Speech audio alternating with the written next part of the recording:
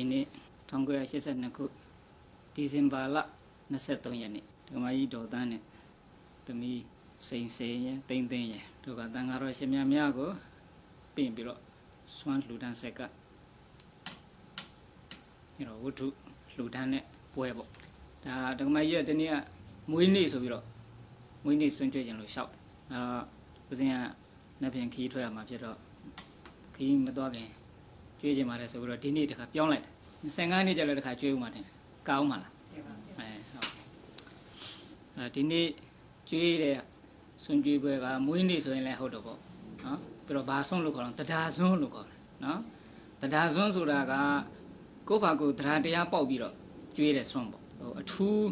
ရည်ညွှန်းချက်ထားတာမဟုတ်ပဲနဲ့တရားတရားပေါက်ပြီးတော့ကျွေးတဲ့စွန်းမျိုးကိုဗမာနိုင်ငံမှာတော့တရားစွန်းလို့ဒီလိုခေါ်တယ်နော်အဲ့ဒီဆွန်ကျွေးတဲ့ခါမှာကိုဆရာတော်တန်ဃာတော်နှစ်ပါးကိုအိမ်မှာပင့်ပြီးတော့ကိုယ်တိုင်ချက်ပြုတ်ထားတဲ့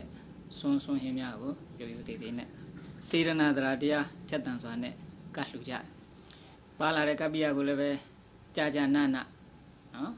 ကျွေးတယ်မွေးတယ်အခုခုနဆရာတော်ဥသောပနထာမှာ၅ပါးသီလခံယူတယ်ဒီဗုဒ္ဓဘာသာဝင်တွေမှာ၅ပါးသီလဆိုတာအခြေခံကျင့်သုံးရမယ်ကိုကျင့်တရားကိုကျင့်သီလဗုဒ္ဓဘာသာဆိုရင်၅ပါးသီလမြဲရတယ်ဆိုတဲ့အဓိပ္ပာယ်ရှိတယ်ဒါကြောင့်မို့ရှေးဆရာတော်ကြီးတွေစီစဉ်ထားခဲ့ကြတာကကုသိုလ်ကောင်းမှုအခုလိုပြုတိုင်းသီလခံယူရတယ်သီလခံယူပြီးမှလှူတဲ့တန်းနဲ့တရားနာတဲ့ရည်စက်ချတယ်ဒီလိုအစီအစဉ်လုပ်ထားတယ်နော်အဲ့လိုအစီအစဉ်လုပ်ထားတဲ့အဓိပ္ပာယ်ကဘာလဲဆိုတော့သီလရှိတဲ့လူအဖြစ်မှာတည်ပြီးတော့မှပြုတဲ့ကုသိုလ်ကောင်းမှုဟာပို့ပြီးတော့အကျိုးကြီးတယ်ပို့ပြီးတော့ကျေးဇူးများတယ်သီလမရှိတဲ့ပုဂ္ဂိုလ်တယောက်လှူတာနဲ့သီလရှိတဲ့ပုဂ္ဂိုလ်တယောက်လှူတာမတူဘူးနော်ဒါကြောင့်မို့ကုသိုလ်ကောင်းမှုပြုတဲ့အခါမှာအခြေခံကောင်းအောင်ဆိုပြီးတော့သီလထပ်ပြီးတော့ယူကြရတယ်အဲ့တော့လူပုဂ္ဂိုလ်တွေအနေနဲ့တခါတလေလဲ၅ပါးသီလတွေကကျိုးတာတွေလေကျိုးနေတတ်တယ်နော်အဲ့ဒါလိုပြတော့သီလပြည့်နေတယ်အခုသီလယူလိုက်တယ်ဆိုတော့သီလပြန်ပြီးတော့ကိုယ်မှာတီးသွားပြီသီလရှိတဲ့ပုဂ္ဂိုလ်ဖြစ်သွားအဲ့လိုသီလရှိတဲ့ပုဂ္ဂိုလ်ဖြစ်ပြီးတဲ့နောက်မှာအခုလှူဒန်းရည်စက်ချမယ်တရားနာမယ်ဒီလိုရည်ရွယ်ချက်နဲ့ကောင်းမှုကုသိုလ်ပြုကြတဲ့အခါမှာသီလအယူခိုင်းတယ်၅ပါးသီလယူတဲ့ထုံးစံအဲ့တော့ပထမဆုံးယရဏ၃ပါးကိုကြော့တယ်နော်ဩကာသဆိုပြီးတော့ကြော့တယ်ဒါကိုရှင်းတော့ကြော့ကျိုးလို့ဒီလိုခေါ်တာပေါ့လေအဲ့ဒါမှာဩကာသဆိုတာခုနကဒကမကြီးလည်းမေးလို့ဦးဇင်းနည်းနည်းပြောပြပါနော်ဩကာသဆိုတာအခွင့်တောင်းတဲ့သဘောယရဏ၃ပါးကိုကြော့ပေးရစီရှ िख ိုးပေးရစီဖေဟာလို့ဒီလိုအခွင့်တောင်းတဲ့သဘောပေါ့အခုဒီနိုင်ငံမှာ excuse me လောက်တာမျိုးပေါ့နော်အဲ့ဒီလိုကြော့ပေးရစီရှ िख ိုးပေးရစီဆိုတော့ခွင့်တောင်းပြီးတော့ယရဏ၃ပါးနော်ဒီတက်ဒီဆိုရင်ဆရာသမားဒါတွေကိုကြော့အဲ့လိုကြော့တဲ့အခါမှာရည်ရွယ်ချက်ကဘာရှိတယ်လဲဆိုတော့နှစ်ခုရှိဘယ်လိုရည်ရွယ်ချက်လဲဆိုတော့မာစီဆရာတော်ဘုရားရေးထားတဲ့ဩကာသအဲ့ဒီဩကာသကောင်းတယ်နော်ကာယကံဝစီကံမနောကံတိဟုသောအပြစ်ခတ်သိမ့်ပပျောက်ငြိမ်း၍အသက်ရှိစွာအနာမဲ့ရေးရံဘေးကင်းကြောင်းကောင်းမှုမင်္ဂလာဖြစ်ပါစေခြင်းအကျိုးမှာလို့ဒီလိုဆိုထားတာရှိတယ်အဲ့တော့ရှင်းရှင်းနားလည်ထားဖို့ကတော့ဗာလဲမိမိကကာယကံဖြင့်တော်၎င်းဝစီကံဖြင့်တော်၎င်းမနောကံဖြင့်တော်၎င်းနော်ကာယကံဆိုတာဘာတော့ခန္ဓာကိုယ်နဲ့ပြုလုပ်တဲ့အမှုဝစီကံဆိုတာကပါဇက်နဲ့ပြောတာနှုတ်နဲ့ပြောတာနော်မနောကံဆိုတာကစိတ်နဲ့ကြံတာအဲ့ဒီလိုကိုနှုတ်စိတ်၃ပါးတို့မှာတဘာဘာဖြင့်မတော်တဆပြစ်မှားမိထားခဲ့တဲ့အပြစ်တွေရှိရင်ဘုရားနဲ့ပတ်သက်ပြီးတော့တခါတလေအပြောင်အရှုပ်ကလေးတွေပြောလိုက်မိတာမျိုးရှိတတ်တယ်နော်တခါလေဆိုတော့မယုံကြည်တာမျိုးပြောမိတာမျိုးရှိတတ်တယ်ထားပါတော့အဲ့ဒီလိုဘုရားတရားတန်ခါနဲ့ပတ်သက်ပြီးတော့ပြစ်မှားမိတာများရှိရင်အဲ့ဒီအပြစ်တွေပျောက်ပါစေခြင်းအကျိုးငှာဒါကတခုနော်ကာယကံဝစီကံမနောကံတိဟုသောအပြစ်ခတ်သိမ့်ပပျောက်ငြိမ်း၍အဲ့ဒီလိုပြမှားထားတာမရှိရင်ဘယ်လိုလဲဆိုတော့အသက်ရှိစွာအနာမဲ့ရေးရံပေးကင်းကြောင်းကောင်းမှုမင်္ဂလာဖြစ်ပါစေခြင်းအကျိုးအဲ့လိုမရှိတော့လည်းပဲဒီကောင်းမှုကုသိုလ်ပြုသဖြင့်ဒီလိုဖရာတရားတန်ခါယရဏ၃ပါးနဲ့ဆရာသမားတို့ကိုကြော့သဖြင့်အသက်ရှိတဲ့အကျိုးနော်အသက်ရှိစွာအနာမဲ့ရေးယောဂကင်းတဲ့အကျိုးရံပေးကင်းကြောင်းဘေးရန်အန္တရာယ်ခတ်သိမ်းကင်းခြင်းဖို့ကောင်းမှုမင်္ဂလာဖြစ်ပါစေခြင်းအကျိုးငါနော်ကောင်းမှုမင်္ဂလာဖြစ်အောင်ဆိုပြီးတော့ဒါဘုရားတရားတန်ခါယရဏ၃ပါးနဲ့ဆရာသမားများကိုကြော့ကြရတယ်နော်အဲ့လိုကြော့တဲ့ခါကျတော့ဆရာတော်တန်ခါတော်တစ်ပါးကဒါဆူပေးတယ်ပေါ့ဟုတ်လားအဲ့တော့ဆူပေးတယ်ဆိုတာကလည်းပဲသူတို့ရှ िख ိုးပေါ်ရပြီတယ်နော်ကြော့ပေါ်ရပြီတယ်ဆိုပြီးတော့ဘုန်းကြီးကပြန်ပြီးတော့တုံ့ပြန်တဲ့အနေမျိုးပေါ့နော် အဲ့တော့ဘုန်းကြီးပေးတဲ့စုကအကုန်လုံးဒကာဓမ္မတွေကရမှာလားဆိုတော့ဒါကတော့ရချင်မှလည်းရတာပေါ့နော်ဒါမှမဟုတ်ဘုန်းကြီးကလည်းသူ့ဘက်ကနေပြီးတော့ဒီဘာခေါ်မလဲအကျိုးလိုလားတဲ့သဘောကိုဖော်ပြတာပေါ့နော်အဲ့လိုစုပေးတယ်အဲ့လိုစုပေးပြီးတဲ့နောက်ဘာဆိုရလဲလိုက်ဆိုခိုင်းတယ်မဟုတ်လားနော်ဘာလဲအဟံပန္တိတိတရဏိနာသဟဆိုပြီးတော့ဆိုရတယ်အဲ့ဒါကဘာဆိုတာလဲဆိုတော့ဒါပါဠိစကားဖြစ်နေတယ်ဗမာလူရှင်းရှင်းကတော့သီလတောင်းတာအဲ့ဒါကြနော်အရှင်ဘုရားကိုးကွယ်ရာ၃ပါးနဲ့တကွအင်္ဂါ၅ပါးနဲ့ပြည့်စုံတဲ့သီလပေးတော်မူပါဗျာနော်တပည့်တော်တို့ကိုသနာတော်အဖြစ်ဒီလိုတောင်းတာအဲ့လိုသီလတောင်းပြီးတဲ့နောက်မှာနမောတတ္တဘဂဝတောအရဟတောသမ္မာသမ္ဗုဒ္ဓတ္တဆိုပြီးတော့ဘုန်းကြီးကချပေးပြန်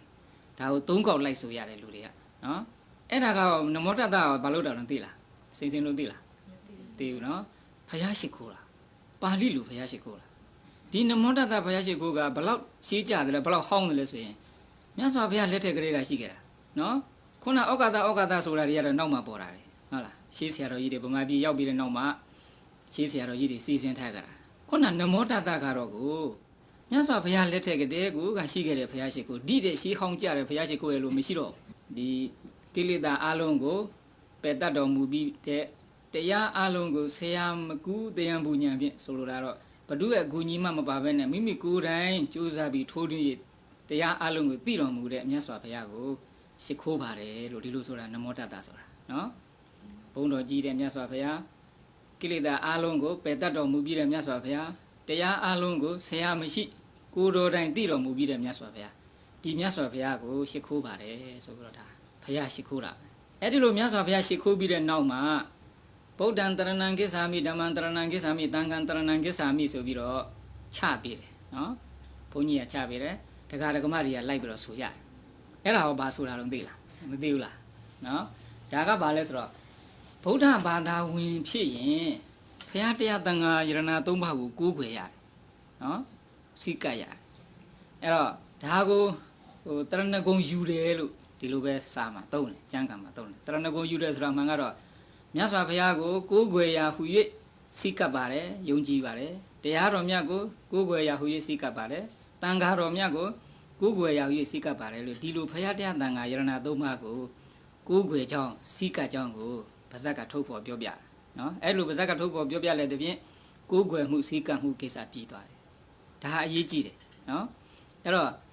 ပါဠိစကားလုံးတစ်လုံးရဲ့အဓိပ္ပာယ်ကိုနားမလည်သည့်တိုင်အောင်ဆိုတော့ဗုဒ္ဓံတရဏံကိစ္ဆာမိလို့ဆိုနေရင်စိတ်ထဲကဗမာလိုဘယ်လိုသိရမလဲမြတ်စွာဘုရားကိုကိုးကွယ်ပါ၏နော်အဲ့လောက်ကလေးသိဖို့ဓမ္မတရဏံကိစ္ဆာမိလို့ဆိုလိုက်ရင်မြတ်စွာဘုရားရဲ့တရားတော်ကိုကိုးကွယ်ပါ၏နော်တန်ခံတရဏံကိစ္ဆာမိလို့ဆိုလိုက်ရင်မြတ်စွာဘုရားရဲ့တပိသတန်ခါတော်ကိုကိုးကွယ်ပါ၏လို့ဒီလိုဘုရားတရားတန်ခါကိုကိုးကွယ်တယ်ဆိုတာလေးကိုနားလည်ထားရမယ်နော်ကိုးကွယ်တယ်ဆိုတာဟာအမှန်ကတော့ဘာလဲဆိုတော့ယုံကြည်တယ်စိတ်ကပ်တယ်နော်အယူအသေးပြုတယ်တကယ်အတိပ္ပယ်ကတော့ဘာလဲဆိုကိုးကွယ်တယ်ဆိုတာဒီမမှားနိုင်တဲ့ဆရာသမားအဖြစ်လမ်းညွှန်အဖြစ်နဲ့အတိအမှတ်ပြုတာမျိုးကိုပဲကိုးကွယ်တယ်လို့ခေါ်တာနော်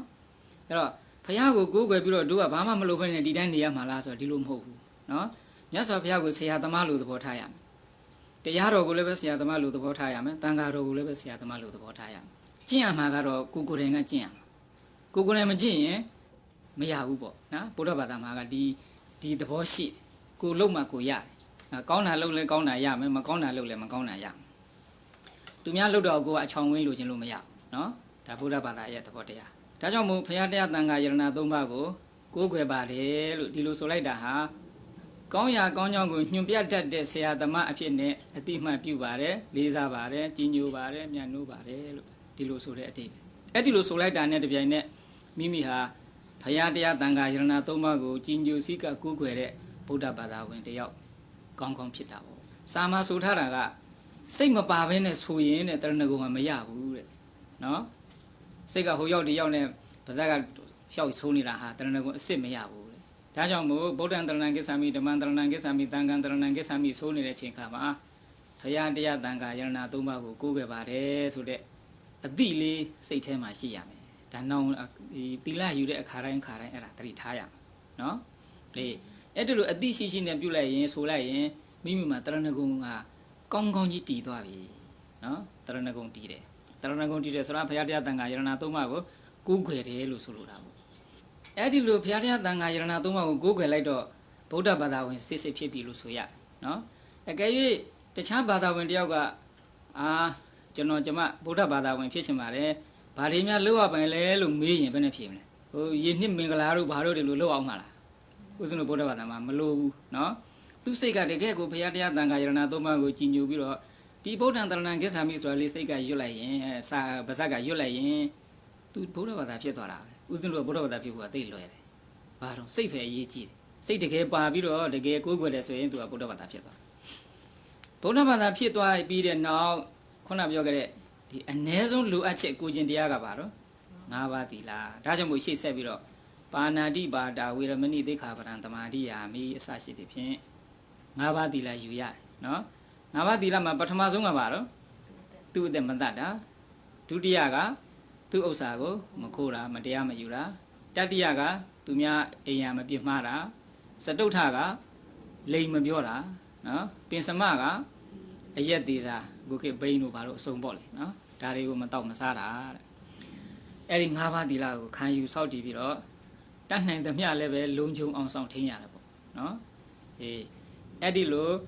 တရဏဂုံလည်းတည်တယ်၅ပါးသီလလည်းတည်တယ်ဆိုရင်ဒါဗုဒ္ဓဘာသာဝင်ကောင်းတစ်ယောက်ဖြစ်နေပြီတဲ့အဲ့လိုဗုဒ္ဓဘာသာဝင်ကောင်းတစ်ယောက်ဖြစ်နေပြီးတဲ့နောက်မှာကုသိုလ်ကောင်းမှုတွေပြုမယ်ဆွမ်းလှူမယ်နော်သင်္ကန်းလှူမယ်ကြောင်းလှူမယ်ဆေးလှူမယ်စသဖြင့်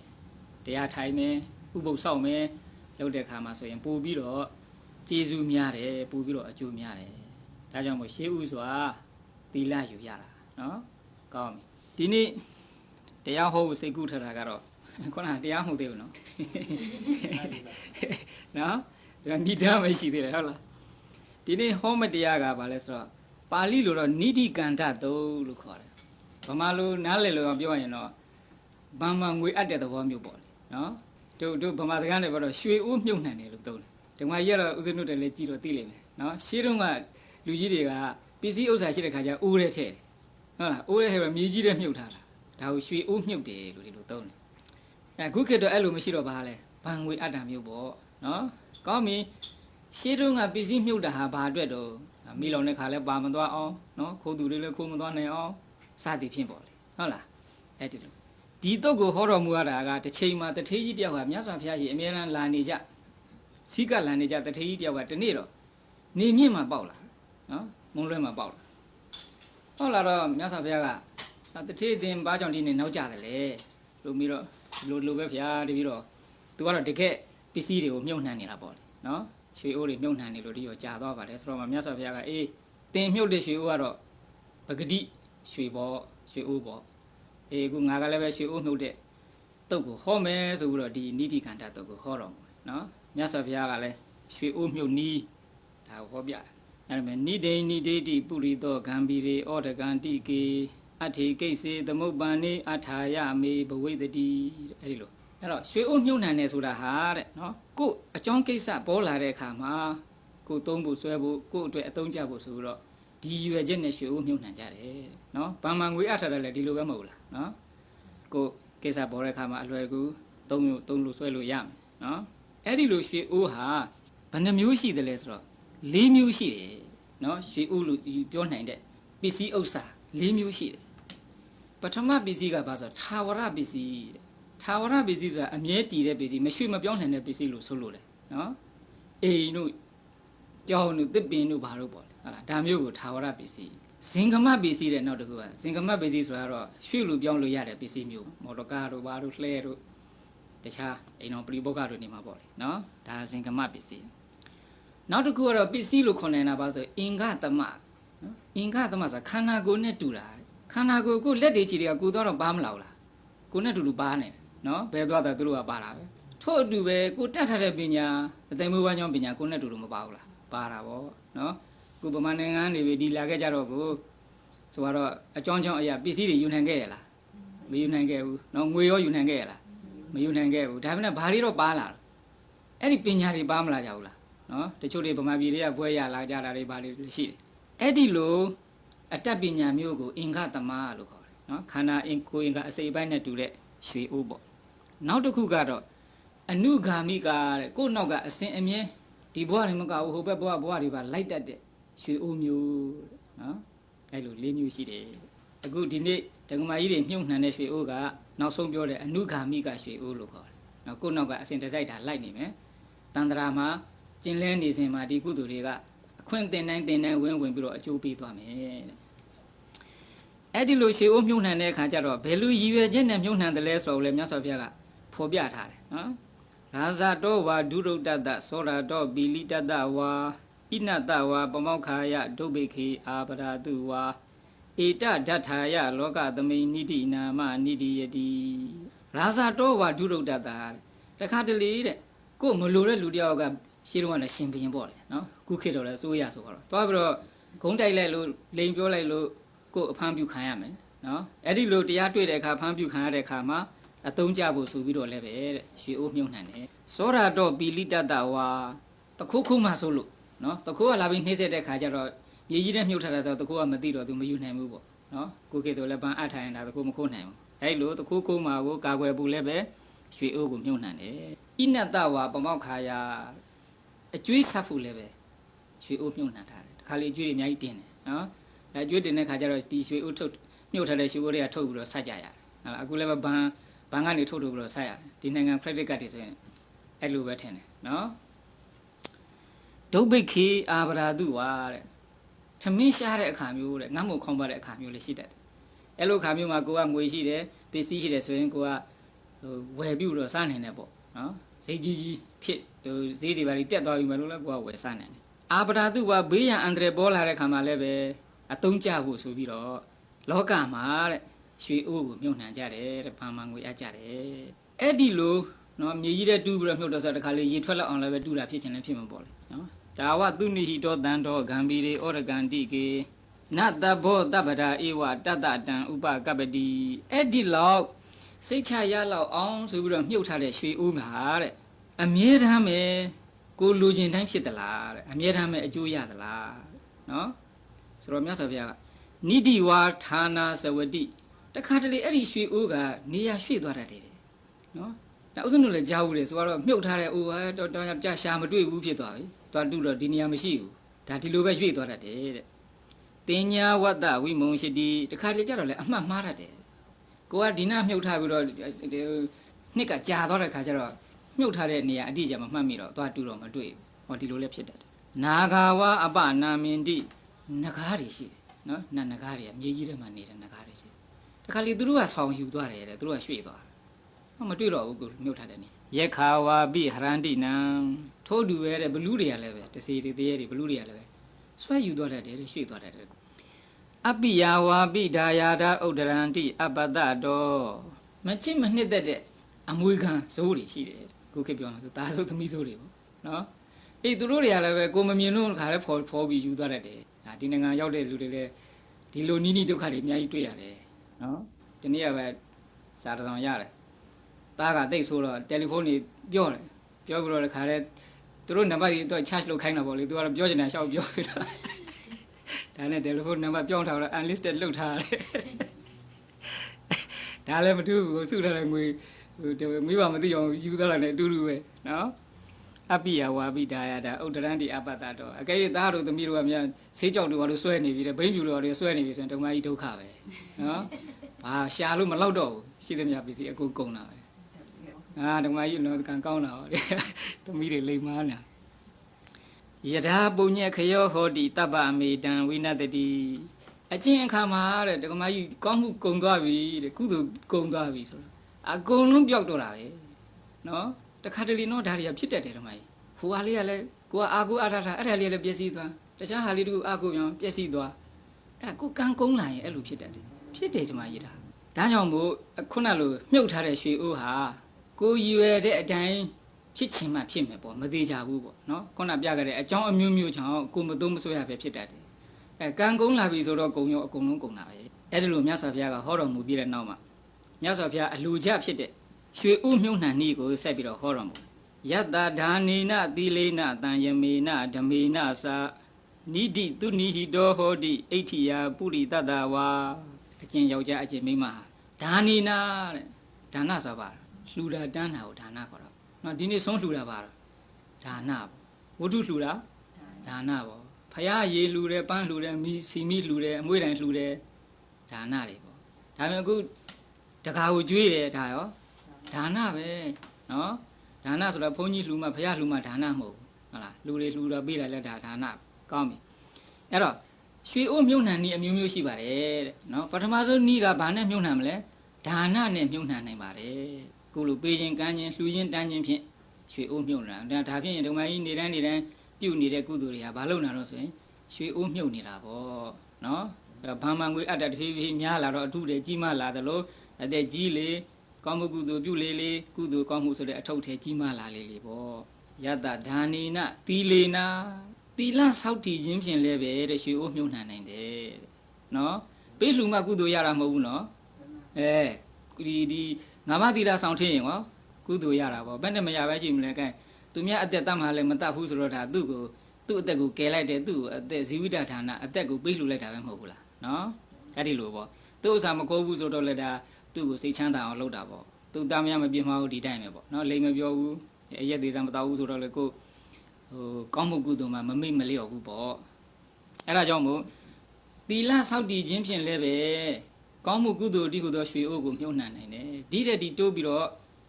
့ဘာလို့နိုင်နေတုံးတော့ရှစ်ပါးသီလမဆောက်တည်နိုင်ဘူးလားရှစ်ပါးသီလဆောက်တည်တယ်ဆိုတာဘာလို့ဥပုပ်ဆောင်တာပေါ့နော်ဟောတစ်ခါတလမှာ၄ချိန်သုံးပုံ2ချိန်သုံးပုံ1ချိန်ရှစ်ပါးသီလဆောက်တည်ဥပုပ်ဆောင်ငါးပါးသီလတဲ့ရှစ်ပါးသီလကမတာဘူးလားမမြတ်ဘူးလားမြတ်တာပေါ့နော်တခါဒီတယ်များတိုးပြီးတော့တတ်နိုင်သေးရင်10ပါးသီလဆိုတာလဲလူတွေနီးနဲ့စောင့်ထင်းလို့ရသေးတယ်တဲ့နော်အဲ့ဒီလိုသီလဆောက်တည်ခြင်းဖြင့်လည်းပဲကုသိုလ်ကောင်းမှုဒီဟုသောရွှေအိုးကိုမြုံနှံနိုင်တယ်ဒါလည်းတမကြီးနေတိုင်းမြုံနှံနေတာပဲဟုတ်တယ်မဟုတ်လားမြတ်စွာဘုရားရှိခိုးတယ်ဆိုရင်၅ပါးသီလခံကြတာကြည့်ပဲနော်ပြီးတော့လည်းပဲတတ်နိုင်သမျှလည်းပဲစောင့်ထင်းကြတယ်ဆိုတော့ဒါသီလပြုခြင်းသီလဆောက်တည်ခြင်းဖြင့်ရွှေအိုးမြုံနှံတယ်တန်ယမေနဓမေနစာတန်ယမေနဆိုတာကတော့တမာတိလုပ်ငန်းကိုလုပ်ချင်းဖြင့်လည်းပဲရွှေအိုးမြုံနှံနိုင်စိတ်ကိုညင်အောင်ထားတာနော်ဖယားတိဟုသောအာယုံမှာစိတ်ကိုညင်အောင်ထားတယ်တရားအာယုံမှာစိတ်ကိုညင်အောင်ထားတယ်သို့မဟုတ်ထွက်သက်ဝင်သက်မှာစိတ်ကိုညင်အောင်ထားတယ်နော်သို့မဟုတ်ခန္ဓာကိုယ်ကြီးမှာစိတ်ကိုညင်အောင်ထားတယ်ဒါဒီဟာပါတယ်တမထလို့ခေါ်တယ်နော်စိတ်ညင်အောင်လုပ်တယ်အဲ့ဒီလိုစိတ်ညင်အောင်လုပ်တဲ့အာယုံတစ်ခုထဲမှာစိတ်တည်နေအောင်လုပ်တဲ့ဤအားဖြင့်လည်းပဲ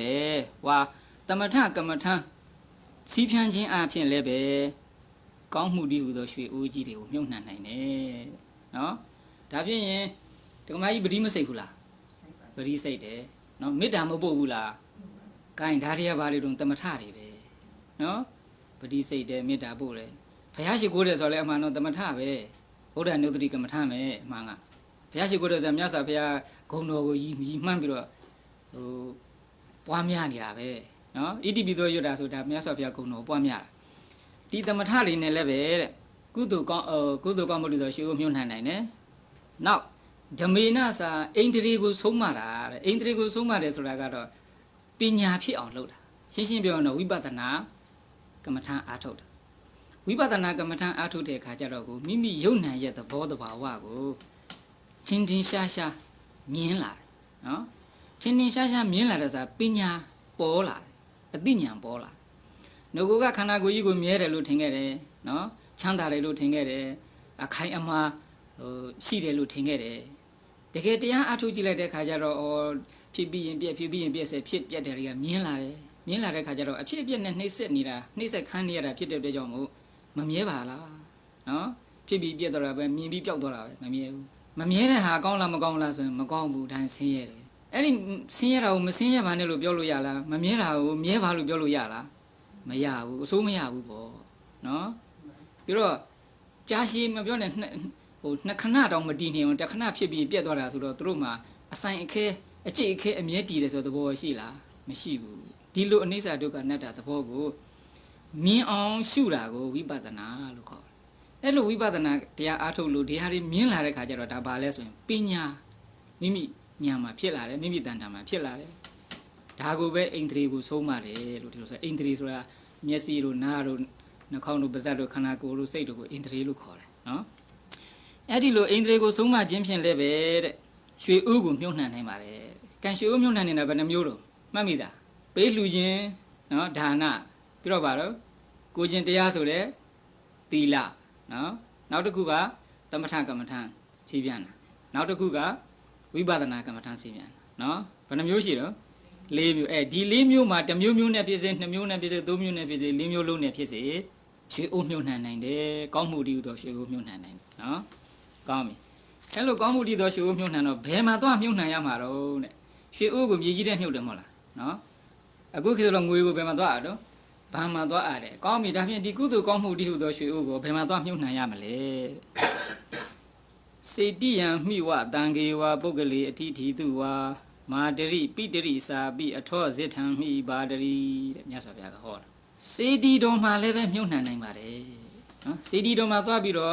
လှူမယ်တမ်းမယ်စေတီတိဆောက်နေတုန်းကလည်းပဲလှူနိုင်တယ်စေတီတော်ပြီးသွားတဲ့ခါမှလည်းပဲရွှေလှူနိုင်တယ်နော်ရေချမ်းသွားလှူနိုင်တယ်မီးလှူနိုင်တယ်ဟုတ်တယ်မဟုတ်လားတို့ဗမာပြည်ရွှေတကွန်ဖျားသွားပြီးတော့လူတွေလှူနေကြတာလေနော်ဒါဟာပါလဲစေတီတော်မှာသွားပြီးတော့ကောင်းမှုတည်းဟူသောရွှေအိုးမြုပ်နှံနေတာဒါကြောင့်မို့ကောင်းမှုတည်းဟူသောရွှေအိုးကိုစေတီတော်မှာလည်းပဲမြုပ်နှံနိုင်ပါတယ်တန်ခေဝါတဲ့တန်ခါတော်မှာလည်းပဲမြုပ်နှံနိုင်ပါတယ်အခုဒီနေ့တုန်းကရေးဆွန့်လှူတယ်ဆိုတော့ဒါတန်ခါတော်မှာရွှေအိုးမြုပ်နှံနေတာပေါ့နော်တန်ခါတော်ဆိုတဲ့နေရာမှာလည်းပဲဓမ္မရတော့နားလည်ပြီးသားပါဒါမှမဟုတ်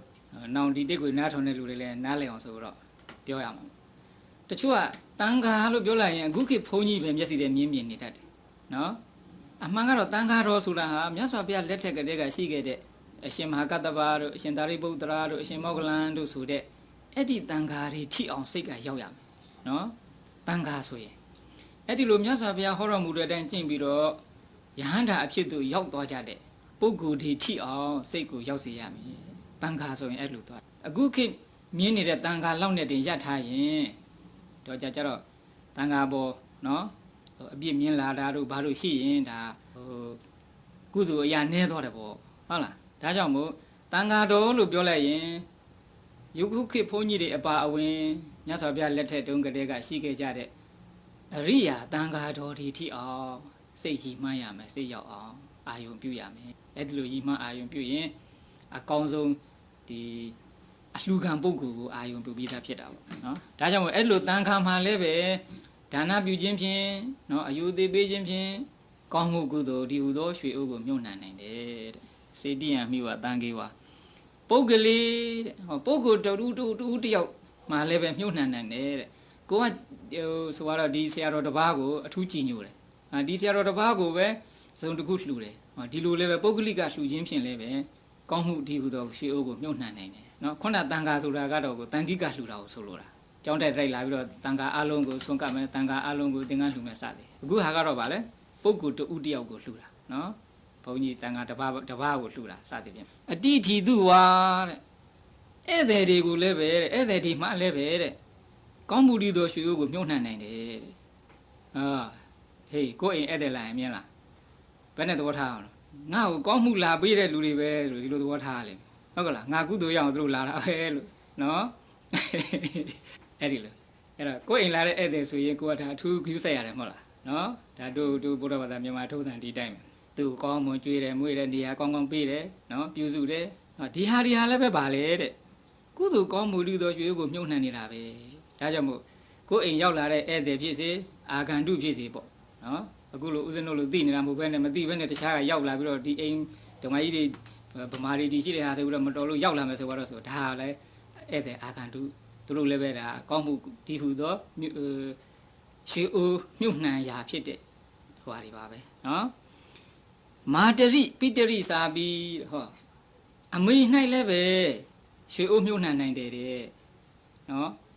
်အခုစိမ့်တို့သိန်းတို့အခုမိခင်ကြီးကိုပြုစုနေကြတယ်ဟုတ်တော့မလားမိခင်ကြီးကိုပြုမှုတယ်ပြုစုတယ်ယူရတယ်စောင့်ရှောက်တယ်အယုအသေးပေးတယ်နော်အဲ့ဒီလိုပြုလုပ်ခြင်းဖြင့်ရွှေအိုးမြုပ်နှံနေတာပဲတဲ့နော်အမေမှလည်းပဲရွှေအိုးမြုပ်နှံလို့ဖြစ်တဲ့နားလည်ပြီလားနော်အေးဒါဖြင့်ရင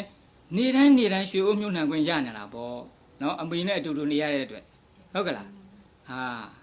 ာကိုကိကတော့သူကအမေဖေးနဲ့အတူတူမနေခြင်းဘူးနော်ကိုကလွတ်လွတ်လပ်လပ်နေခြင်းနဲ့ဟုတ်လားချင်းညာလှုပ်ချင်းကြတယ်အေးသူတို့ဟာကောင်းမှုကုသိုလ်ဆိုလက်ကြီးလွဲမနေပြီဘူးလားနော်အေးမိဘဆိုတာဘာပြောသားသမီးပေါ်မှာမကုန်နိုင်တဲ့ကျေးဇူးတွေရှိတယ်နော်ဆိုတော့ဒုမိဘတွေကတို့ကိုဒီလူဘဝရောက်အောင်ပို့ဆောင်လာခဲ့ကြတာ နော်ပါဠိလိုဣမတ္တလောကတ္တဓာတ်တိတာရောဆိုပြီးတော့မြတ်စွာဘုရားကဟောထားတာရှိတယ်ဒီလောကကိုမြင်အောင်ပြတာဟာမိဘတွေတဲ့နော်ဒါကြောင့်မို့တခြားကျေးဇူးဘာမှလုပ်မပေးဘူးထားအောင်အဲ့ဒီဟာလေးတခုတည်းနဲ့တင်ကိုတို့ကကျေးဇူးဆက်လို့မကုန်ဘူးတဲ့အမေဖေကိုနော်ဒါတင်လည်းမကပါဘူးဟုတ်လားသူငယ်ငယ်ရွယ်ရွယ်တုန်းကသူတို့ကကျင်ကျင်နာနာနဲ့စောင့်ရှောက်လာတဲ့ကျွေးမွေးလာတဲ့ဟုတ်တယ်မလားဒါကြောင့်မို့အမေဖေရဲ့ကျေးဇူးကိုမမေ့ရဘူးနော်အခုဒီမှာမိခင်ကြီးရှိတယ်မိခင်ကြီးကိုနေတိုင်းပြုစုလုပ်ကျွေးနေတယ်ဒီကုသိုလ်ကောင်းမှုတွေကိုနေတိုင်းစီးဖို့နေရတဲ့အတွက်ကြောင့်ငါတို့ကံကောင်းတာလို့ဒီလိုတွေ့ရနော်တချို့တွေဒီလောက်ထီအောင်မနေဘဲနဲ့သေသွားတယ်ရှိတယ်နော်တော့မဟုတ်လည်းပဲအတူတူမနေရတာရှိတယ်ပိတတိစာပြီးတဲ့အဖတဲ့နော်အခုဆိုရင်အဖမရှိတော့ဘူးဟုတ်လားဒါရှိတော့ကလှုပ်ကြွေးခဲ့မယ်အယူသေးပေးခဲ့မယ်နော်သူခိုင်းတာလေးဗာလေးလှုပ်ပေးဘူးခဲ့မယ်ဆိုဒါဟာလည်းပဲအဖမှာကုသိုလ်ကောင်းမှုတည်ယူတော့ရွှေအိုးကိုမြုပ်နှံခဲ့ဘူးပြီနော်လုံးဝမမြုပ်နှံဘူးတာမဟုတ်ဘူးသို့တော့ယခုနေ့ထိအောင်တော့မြုပ်နှံခွင့်မရဘူးပေါ့ဟုတ်လားမာတရိပိတတိစာပြီးအထောစစ်ထံမိဘာတရိတဲ့နော်ကိုယ့်ရဲ့ကြီးတဲ့အကိုရှိအဲ့ဒီအကိုမှလည်းပဲမြုပ်နှံနိုင်တဲ့နော်အကိုပေါ်မှာလည်းပဲကိုကယူသေးသေးပေါ့ဟုတ်လားလှုပ်ရှားရှိတာတွေလှုပ်ပေးသူ့ကိုပြုစုကျွေးမွေးဒီလိုလည်းပဲလှုပ်ပြီးတော့ကောင်းမှုကုသိုလ်တည်ဟူတော့ပါတော့ရွှေအိုးကိုမြုပ်နှံနိုင်တယ်နော်စာမတက်ရက်ကတော့အကိုပဲလာတယ်ဒါပေမဲ့အမရောမပြည့်နိုင်ဘူးလားဖြစ်တာပေါ့နော်ကိုယ့်ရဲ့ကြီးတဲ့ပုဂ္ဂိုလ်ဆိုရင်တို့ဘုရားဘာသာယူသေးရတဲ့ထုံးစံရှိတယ်ဟုတ်တယ်မဟုတ်လားဒါကြောင့်မို့အကိုအမဒါတွေမကသေးပါဘူးတခြားဦးလေးဦးကြီးစသည်ပဲအတော်တွေနော်ဒီလိုပုဂ္ဂိုလ်တွေပေါ်မှာအယူသေးပေးတာကျွေးတာမွေးတာဒီလိုပြုခြင်းဖြင့်လည်းပဲကောင်းမှုကုသိုလ်တည်ဟူသောရွှေအိုးကိုမြုပ်နှံနိုင်ပါတယ်တဲ့ဒါမှရွှေအိုးမြုပ်နှံနိုင်တဲ့နေရာတွေနည်းပါဘူးနော်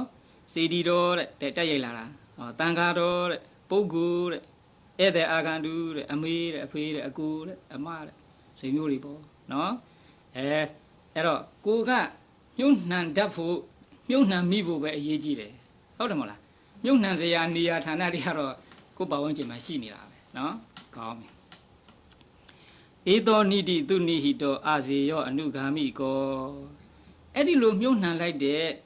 ရွှေဦးကတော့တကယ်ကိုကောင်းကောင်းကြီးမြုပ်နှံပြီးသားဖြစ်သွားတယ်အာဇေယောတဲ့သူတစ်ပတ်ကအနိုင်အထင်နဲ့ကိုယ့်ကိုနိုင်ပြီးတော့အနိုင်ကျင့်ပြီးတော့ကိုယ့်ရှိရယူမသွားနိုင်ဘူးတဲ့ဒီကောင်းမှုကုသိုလ်နော်အခုနေအစိုးရကပြည်သူပန်းသိမ့်တယ်လို့ရှိတယ်မလားဗမာပြည်မှာကောင်းမှုကုသိုလ်ကြသိမ့်နိုင်သေးရလားဘယ်သိမ့်နိုင်မှာတော့နော်ဆိုတော့ရိုးရိုးတံပညာပစ္စည်းအိမ်တွေတိုက်တွေဒါတွေလယ်တွေယာတွေဒါတွေကြတော့သူတို့သိမ့်သွားနိုင်တယ်ကောင်းမှုကုသိုလ်ကြတော့သိမ့်နိုင်သေးလားမသိမ့်နိုင်ဘူးအာဇေယောဘသူကမှကိုယ့်ကိုအနိုင်ကျင့်ပြီးတော့ယူမသွားနိုင်ဘူးတဲ့အနုဂါမိကောတဲ့ကိုယ့်နောက်ကအစဉ်တစိုက်လိုက်တယ်ကောင်းမှုကုသိုလ်ဟာနော်တန်ត្រာမာဒီကုသိုလ်ကောင်းမှုရှိတဲ့ပုဂ္ဂိုလ်ဟာကုသိုလ်အကျိုးပေးပြီးတော့ဖြစ်လျာဘဝမှာချမ်းသာတယ်နော်ဒါကြောင့်မို့ကိုယ့်နောက်ကအရိပ်လိုလိုက်နေတာအနုဂါမိကရွှေအိုးလို့ဒီလိုခေါ်တယ်ပဟာယဂမနီယေတုဧတံအာရာယကိစ္စတိဒီနေ့ကျတော့တတ္တဝရိယသိကြရမယ်မဟုတ်ဘူးလားနော်သိတဲ့ခါကျတော့ဒီအိမ်နေနော်လယ်တွေယာတွေပစ္စည်းတွေဆိုတော့ဒီနိုင်ငံတန်းပြောမော်တော်ကားတွေဘာတွေယူသွားလို့ရလားဘာမှယူမသွားနိုင်ဘူးအကုန်ထားခဲ့ရမယ်အဲ့ဒီလိုရှိသမျှဟာတွေအားလုံးကိုထားပစ်ပြီးတော့သွားရမယ်အချိန်ခါမျိုးမှာဟောဒီကောင်းမှုကုသိုလ်ဆိုတဲ့ရွှေအိုးကတော့ရွှေအိုးကိုတော့ तू ကယူသွားနိုင်တယ်သူနဲ့ထက်ချက်ပါသွားတယ်အထူးယူနေတာမဟုတ်သူနောက်ကပါသွားတာနော်ဒါကြောင့်မို့တခြားပစ္စည်းတွေကိုစွန့်ရပြီမယ်လို့ကောင်းမှုကုသိုလ်တည်ဟူသောပစ္စည်းကိုတော့မစွန့်ရဘူးဒါကိုယူပြီးတော့ဒီနောက်ဘဝတွေသွားတယ်လို့ပဲဒါဖြစ်တယ်အတာဒါရဏမင်းကြီးတန်ဘ누구နဲ့မှမဆက်ဆံဘူးတဲ့ဘ누구နဲ့မ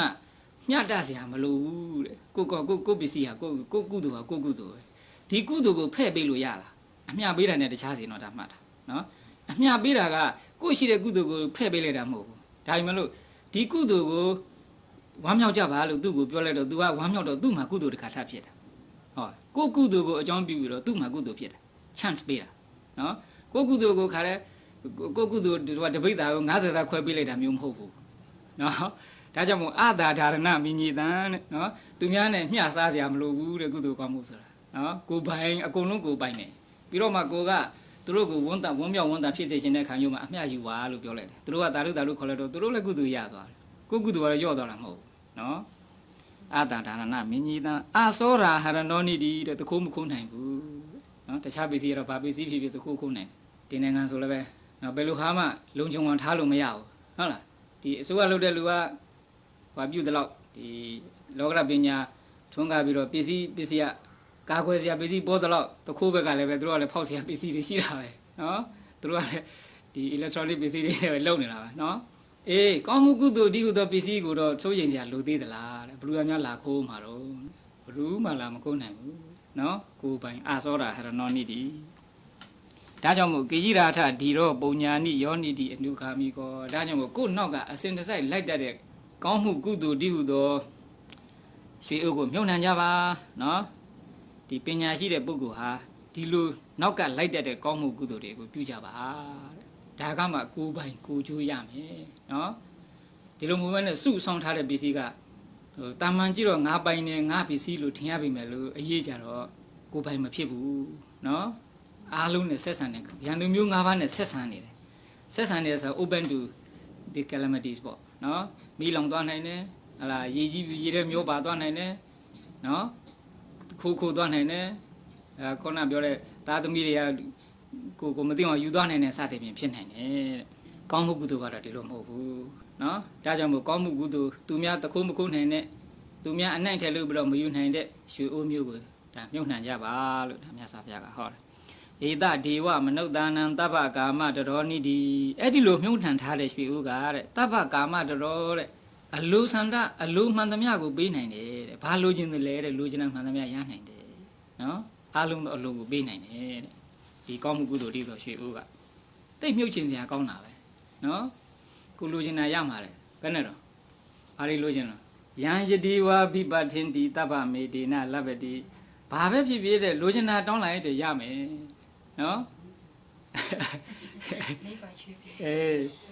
အဲ့ဒါကိုမြတ်စွာဘုရားပြောဖော်ပြထားတာရှိသေးတယ်သူဝန္နတာသူတရတာသူတန်ဌာနာသူရူပတာအစင်းလှခြင်းသလားတဲ့နော်မြတ်စွာဘုရားနော်သူဝန္နတာသူဝန္နတာဆိုသူရှိတုန်းကတော့ဟိုအသားလေးဝါနေရင်လှတယ်နော်ရွှေအစင်းရှိတယ်ဆိုတာဒါလှတယ်လို့ယူဆတယ်ခုခေတ်တော့လေတို့ကအသားဖြူတာကိုအကောင့်ထင်တယ်မဟုတ်လားနော်မြတ်စွာဘုရားလက်ထက်ကတော့ဟိုဝါညူညူပေါ့လေအဲ့လိုအယောင်မျိုးကိုကြတော့သူဝန္နတာဆိုတာအဲ့လိုအယောင်မျိုးအဲ့လိုအသားရည်အယောင်မျိုးလိုချင်သလားနော်သူတရတာတဲ့အတန်ကောင်းကျင်သလား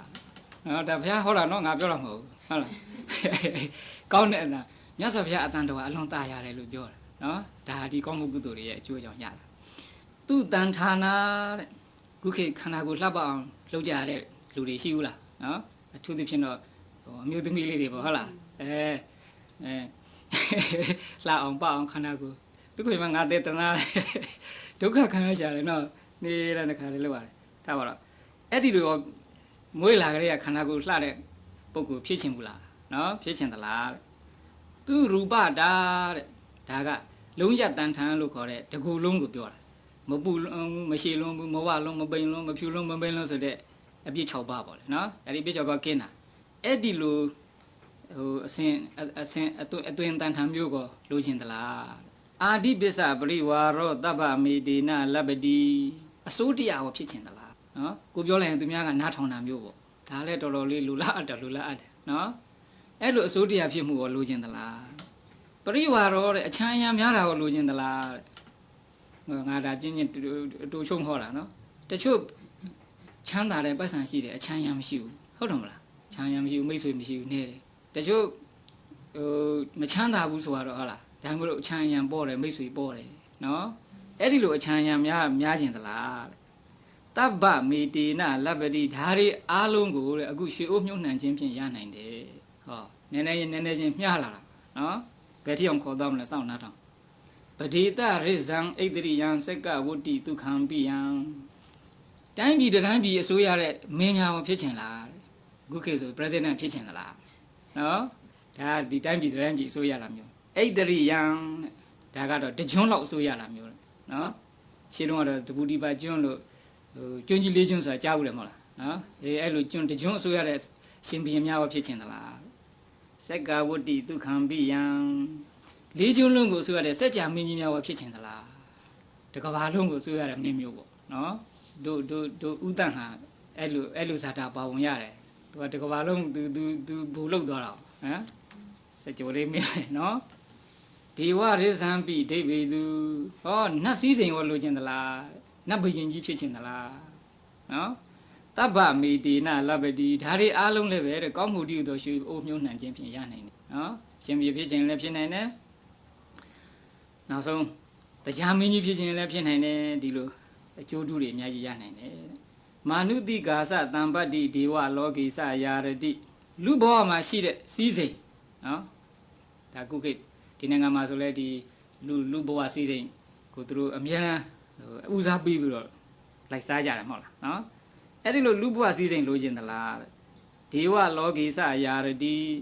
နတ်ပြည်မှာဖြစ်တဲ့စည်းစိမ်လိုချင်သလားယာစနိဗ္ဗာနတံပတ္တိတဗ္ဗမေတေနလပ္ပတိ